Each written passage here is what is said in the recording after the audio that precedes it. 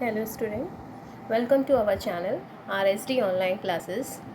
इस क्लास में हम आपको छत्तीसगढ़ माध्यमिक शिक्षा मंडल द्वारा दिए गए असाइनमेंट्स के आंसर्स प्रोवाइड करते हैं। इसके अलावा पाक्षिक मूल्यांकन के भी आंसर्स जो हैं हम उसके सॉल्यूशन आपको प्रोवाइड करते हैं।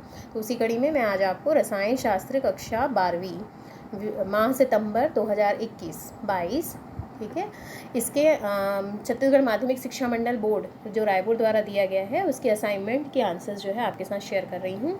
इसमें प्रश्न पहला है आपका, ये दो पार्ट में है। है इसका, एक अभिकारक के संदर्भ में एक अभिक्रिया द्वितीय कोटि की है यदि अभिक्रिया का सांद्रण, इसमें दो ऑप्शन दिए गए हैं, दुगना हो जाए या आधा हो जाए, तो उस अभिक्रिया की दर कैसे प्रभावित होगी। ठीक है, तो यदि वो सेकेंड ऑर्डर ऑफ रिएक्शन है तो इसमें देखिए द्वितीय कोटि की अभिक्रिया के लिए क्या होगा, ए जो है मतलब रिएक्टेंट प्रोडक्ट में कन्वर्ट हुआ तो रेट ऑफ द रिएक्शन क्या हुई, R=K(A)²। ठीक है, स्क्वायर क्यों ले रहे हैं यहाँ पर, क्योंकि ये इसका ऑर्डर क्या है, सेकेंड ऑर्डर ऑफ रिएक्शन है इसलिए। ठीक है, तो रेट R=K(A)2। ठीक है, यदि सांद्रता दुगनी कर दी जाए, ठीक है, तो समीकरण 1 में हम क्या करेंगे 2A, क्योंकि रिएक्टेंट जो है वो हम उसको ज़्यादा कर रहे हैं, डबल कर दे रहे हैं। ठीक है, अभिकारक का सांद्रता जो है वो बढ़ा दी जा रही है तो 2A हो गया। ठीक है, अब चेंज होने के बाद क्या हो जाएगा, R'(K)2A/Ka²। ठीक है, तो अगर आप इसमें से कॉमन कर देंगे तो Ka को कॉमन कर दीजिए तो वो कैंसिल हो जाएगा, तो R' क्या हो जाएगा 4R, क्योंकि 2 स्क्वायर क्या हो जाएगा 4। ठीक है, तो इसका मतलब ये है कि यदि अतः अभिक्रिया की दर जो है दुगनी कर दी जाए, ठीक है, तो जो रेट ऑफ द रिएक्शन होगी वो क्या हो जाएगी, 4 गुनी हो जाएगी। ठीक है, दूसरा प्रश्न बोलता है जब अभिक्रिया में सांद्रता आधी कर दी जाए, ठीक है, यदि कंसंट्रेशन हाफ कर दिया जाए, तो सेम समीकरण 1 से आप क्या करोगे, वहाँ पर रिएक्शन 1/2 कर दोगे, तो 1/2 कर दोगे तो क्या हो जाएगा, उसका आप स्क्वायर निकालोगे तो 1/4 आ गया, तो R'=1/4R। ठीक है, अतः अभिक्रिया की दर जो रहेगी 1/4 कम हो जाएगी।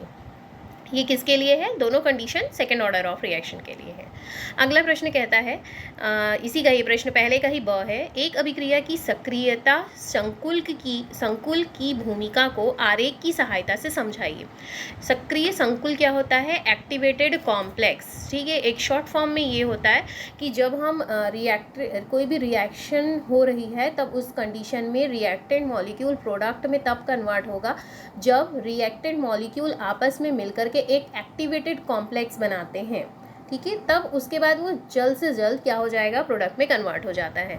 तो अब हम सक्रिय कॉम्प्लेक्स किसको बोलते हैं, ऊर्जा अवरोध के शिखर पर स्थित, ठीक है, उच्चतम ऊर्जा वाले अणु सक्रिय संकुल कहलाते हैं, एक्टिवेटेड कॉम्प्लेक्स कहलाते हैं। और किसी अभिक्रिया के संपन्न होने के लिए सक्रिय संकुल का बनना आवश्यक है। अतः अभिक्रिया निम्न पदों में पूर्ण होती है, जैसे अभिकारक सीधे उत्पाद में परिवर्तित नहीं होगा, पहले अभिकारक एक एक्टिवेटेड कॉम्प्लेक्स बनाएगा और उस कॉम्प्लेक्स के बाद वो प्रोडक्ट में कन्वर्ट होते हैं। ठीक है, अब सक्रिय संकुल उच्चतम ऊर्जा अवस्था में होता है। ठीक है, इसकी आयु बहुत कम होती है, अतः बनने के बाद यह तुरंत उत्पाद में परिवर्तित हो जाते हैं। यहाँ पे आपको डायग्राम से समझाने बोला था, तो डायग्राम में देखिए एनर्जी लेवल और अभिक्रिया की प्रगति के बीच में हम ग्राफ खींचते हैं।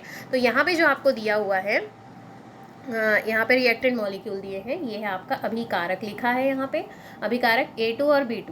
ठीक है, एक ऊर्जा पा करके इसकी एनर्जी जो रहेगी, जहाँ पे ये एक्टिवेटेड एनर्जी, ठीक है, ये ऊर्जा पा करके क्या करते हैं, एनर्जी लेवल से वो कहाँ चले जाते हैं, प्रोडक्ट फॉर्मेशन में जाते हैं। तब ये कहाँ पर पहुँचते हैं, जब इसकी एनर्जी हाई हो जाती है, जब रिएक्शन हो रहा है, ठीक है, प्रोसेस हो रही है और एनर्जी तब उस कंडीशन में यहाँ पर एनर्जी लेकर के वो क्या हो जाते हैं, एक्टिव हो जाते हैं। तो जब एनर्जी बढ़ती जाती है रिएक्शन में तो एक स्टेज पर उसको क्या मिलता है, ये आपस में A2 है, तो ये दोनों A जो है वो और ये दोनों B आपस में रिएक्ट करने लग जाते हैं। ये डॉटेड लाइन से आपको शो किया गया है। यहाँ पे वो क्या बताएगा आपका कि यहाँ पे ऊपर में क्या बना है, एक्टिवेटेड कॉम्प्लेक्स बना है, और जो बाद में क्या किस में कन्वर्ट हो जाएगा, 2A यानी कि प्रोडक्ट में कन्वर्ट हो जाता है। अतः सक्रिय अणु जो रहते हैं परस्पर टकराकर उच्च ऊर्जा युक्त एक मध्यवर्ती सक्रिय संकुल बनाते हैं, यही कहलाता है आपका, यहाँ पे जो ये है ना सक्रिय संकुल, ये कहलाता है मध्यवर्ती सक्रिय संकुल बनाते हैं, जो शीघ्रता से अपघटित होकर उत्पाद बनाता है और कुछ एनर्जी जो रहता है वो भी रिलीज करता है। ठीक है, तो यहाँ पे ये क्वेश्चन, फर्स्ट क्वेश्चन कंप्लीट होता है। सेकंड क्वेश्चन है, नेहा ने अभिक्रिया R से P के लिए, R से P रिएक्टेंट टू प्रोडक्ट है, उसका रिएक्शन हो रही है, ठीक है, अभिक्रिया कराई, तो उसका कंसंट्रेशन और समय के बीच ग्राफ खींचा, तो उससे ग्राफ जो है वो इस टाइप का मिला, ठीक है, कंसंट्रेशन और समय के बीच ग्राफ खींचने पर उसको इस प्रकार का कर्व उसको मिलता है, ठीक है। तो इस आधार पर आप प्रश्न के कुछ प्रश्न दिए गए हैं उसके आंसर लिखिए।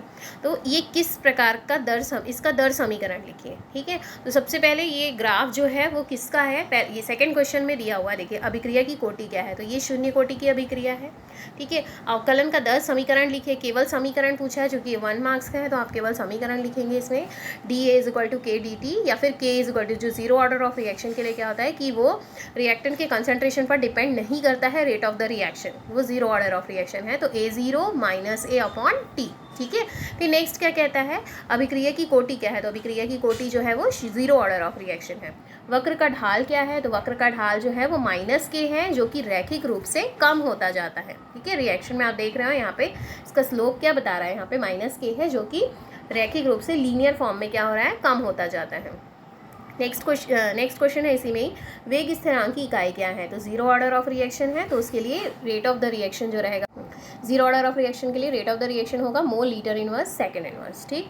अभिक्रिया का अर्धायुकाल क्या है, अभिक्रिया का अर्धायुकाल जो रहता है, ये चूंकि जीरो ऑर्डर ऑफ रिएक्शन है, तो हाफ टाइम इसका क्या होगा, हाफ टाइम पीरियड जो रहता है T½ is directly proportional to A, ठीक है, a concentration of the reactant, ठीक है। अगला प्रश्न कहता है तीसरा, गैसों का ठोसों पर अधिशोषण के लिए दाब का प्रभाव बताइए, आर्द्रता नियंत्रण एवं उच्च निर्वात हेतु अधिशोषण का अनुप्रयोग का वर्णन कीजिए, ठीक है।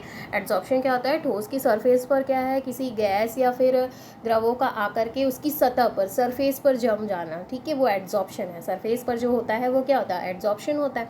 तो गैस का ठोस पर अधिशोषण जब होगा, ठीक है, ठोस पर जब गैस का अधिशोषण होता है, एड्सॉर्प्शन होता है, तो प्रेशर का क्या इफेक्ट पड़ता है, तो देखिए इसमें प्रेशर का क्या इफेक्ट पड़ता है, ली शातलीय नियम के अनुसार हम जानते हैं कि दाब बढ़ाने से गैस का आयतन कम हो जाता है, ठीक है, लेकिन दाब बढ़ाने से अधिशोषण बढ़ता है, एड्सॉर्प्शन जो रहेगा वो बढ़ने लग जाता है, क्यों, अतः दाब बढ़ाने पर ठोस की सतह पर गैसों का अधिशोषण भी क्या होगा, अधिक मात्रा में होने लगता है।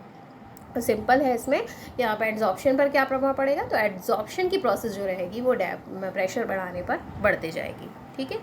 फिर नेक्स्ट है अधिशोषण के अनुप्रयोग में, इसमें दो आपको पूछा गया है, अनुप्रयोग तो बहुत सारे, लेकिन दो पूछा गया है कि आर्द्रता नियंत्रण और उच्च निर्वात हेतु।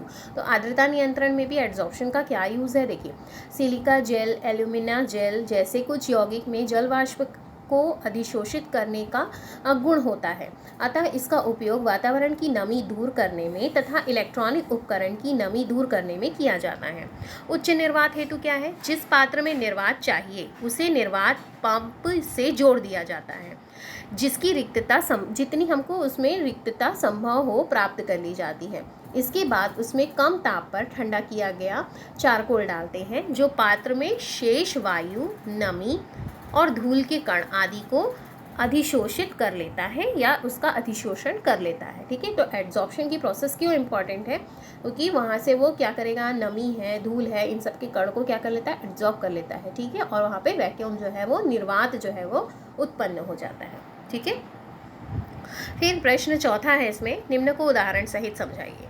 तो पहला बोलता है इसमें शॉर्ट नोट्स है दो, हाइड्रोसॉल और एरोसॉल। एरोसॉल क्या है, वे कोलाइडी विलयन, ठीक है, जिसमें परिक्षिप्त माध्यम द्रव होता है तथा परिक्षेपण माध्यम जो रहता है वो गैस होता है, उसे हम एरोसॉल बोलते हैं, ठीक है। फॉर एग्जाम्पल बादल, ठीक है, जैसे गैस में क्या होगा, गैस आपका परिक्षेपण माध्यम होगा और उसमें क्या प्रेजेंट होते हैं, द्रव, ठीक है। उसमें जैसे आप बादल, क्लाउड देखे होगे तो बादल में क्या होता है, गैस होती है वो, ठीक है, लेकिन उसमें एक्चुअल में होता क्या है, द्रव होता है, यानी H2O, जो कि क्या है, उसका परिक्षिप्त माध्यम होता है, तो इसका उदाहरण है बादल।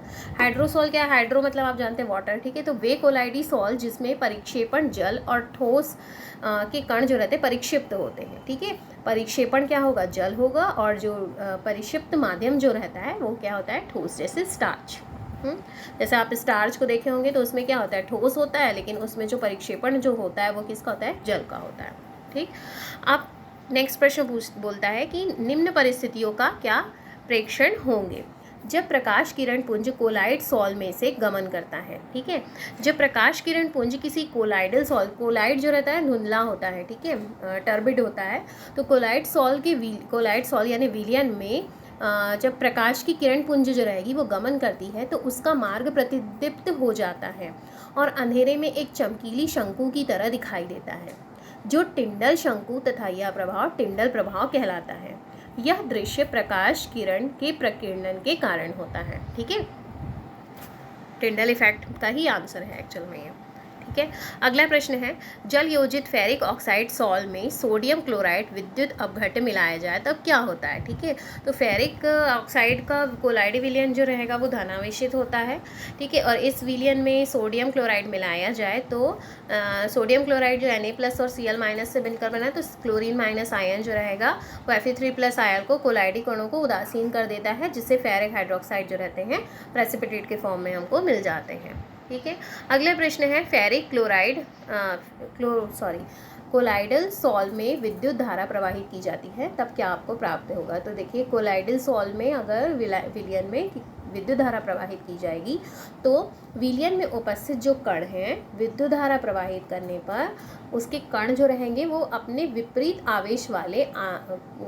आवेश की ओर क्या करने लग जाते हैं, गति करते हैं, तथा वो अपने अपने चार्ज की, जैसे अगर पॉजिटिव चार्ज का होगा तो वो नेगेटिव चार्ज की तरफ और नेगेटिव चार्ज जो है वो पॉजिटिव चार्ज की ओर जो करेगा मूव करने लगेगा। उस कारण से जो सॉल्यूशन जो कोलाइडी सॉल्यूशन हो जाएगा उदासीन हो जाएगा, न्यूट्रल हो जाएगा और उसके बाद वो अवक्षेपित हो जाता है, स्कंदित यानी प्रेसिपिटेट हो जाता है।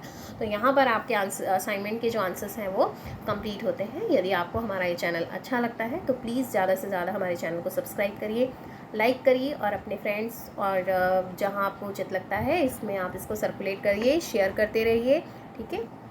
तो थैंक यू सो मच।